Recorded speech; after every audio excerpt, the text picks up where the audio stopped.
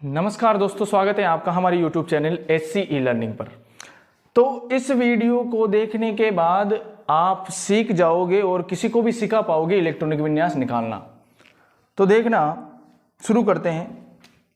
ध्यान देना, ये जो इलेक्ट्रॉनिक विन्यास भाई साहब है, इन भाई साहब को इनकी माताजी माताश्री घर पर एक निकनेम से बुलाती हैं, जो निकनेम है सफड़प। क्या है? सफड़प। जैसे होता है ना निकनेम, तो इनका भी निकनेम है सफड़प। अब देखो, ये जो इनका निकनेम है सफड़प, इसको मैं इंग्लिश में SP, D और F इस प्रकार से लिख सकता हूं। हाँ, तो यहां पर अपन ने ये 4 कोष निकाल दिए हैं और इनके माध्यम से इलेक्ट्रॉनिक विन्यास निकालना सीखेंगे। अब देखो, आप इनका निकनेम पढ़ के देखो, पागलों के जैसा निकनेम है। तो इनको वही इनके निकनेम से पब्लिक पागल बोलती हैं। क्या बोलती हैं? पागल बोलती हैं। सिर्फ इनका निकनेम ऐसा है इसीलिए नहीं बोलती, इनका एक और बड़ा कारनामा है। वो कारनामा ये है कि ये एक ही बात को 2 बार बोलते हैं। जैसे अगर इनसे किसी ने पूछा कि खाना खा लिया, तो ये बोलेंगे हाँ हाँ, मतलब एक ही बात को 2 बार। तो जब ये 2 बार बोलते हैं तो पब्लिक ने इनको पागल बोला, तो इन्होंने पब्लिक को एक जवाब दिया, उसको ध्यान से सुनना।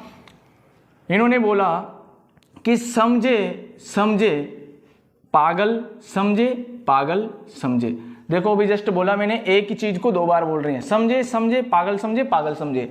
दुनिया पागल समझे, दुनिया पागल समझे।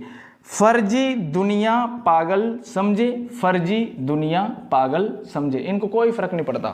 अब इस प्रकार से अपन ने एक टेबल बना ली है और इसी टेबल के माध्यम से आप किसी भी तत्व का इलेक्ट्रॉनिक विन्यास निकाल सकते हैं, सिवाय इन 2 तत्वों को छोड़कर। ये दोनों भाई साहब अपनी मनमानी चलाते हैं, इसलिए ये टेबल इनके काम की नहीं है। क्रोमियम और कॉपर, ये दोनों अपवाद हैं। तो अब देखो, इस टेबल को बनाने के बाद आपको गिनना है SS को, PP को, DD को और FF को, पूरों को ही गिनेंगे। तो किस प्रकार से गिनेंगे? S वाला कोष पहले नंबर पे आ रहा है, तो इसको 1 नंबर से स्टार्ट करूंगा मैं। यहां पर देखो 1S, ये 2S, ये 3 वाला S, ये 4 वाला S, ये 5S, ये 6S, ये 7S और ये 8 वाला S। 8 के बाद है ही नहीं। उसी प्रकार P दूसरे नंबर पे आ रहा है, तो उसको 2 से ही स्टार्ट करूंगा।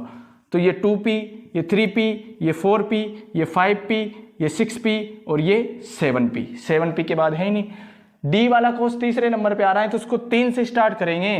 तो 3D, 4D, 5D, ये 6D। D को भी काउंटिंग कर लिया। अब F का आप समझ गए होंगे, F चौथे नंबर पे आ रहा है, तो उसको 4 नंबर से स्टार्ट करते हैं। ये 4F और ये 5F। इस प्रकार से ये टेबल पूरी कंप्लीट हो चुकी है। इन दोनों तत्वों को छोड़कर आप किसी भी तत्व का इलेक्ट्रॉनिक विन्यास निकाल सकते हैं। जैसे एग्जाम्पल के तौर पर मैं यहाँ पे ले रहा हूं, ये नाइट्रोजन।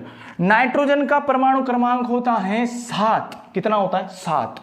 अब इसको निकालने से पहले आप एक और बात ध्यान रखें कि ये जो कोष हैं, इन कोषों में सबसे पहले वाले कोष में 2 इलेक्ट्रॉन, दूसरे वाले में 6, तीसरे वाले में 10 और F वाले में 14। F मतलब 14 मतलब 14। तो यहां पर इन कोषों में इतने इलेक्ट्रॉन भरते हैं। अब अपन इस टेबल के माध्यम से ऐसे सीधे क्रम में चलेंगे। तो देखो, नाइट्रोजन का 7 होता है, यहां से स्टार्ट करूंगा मैं 1S से।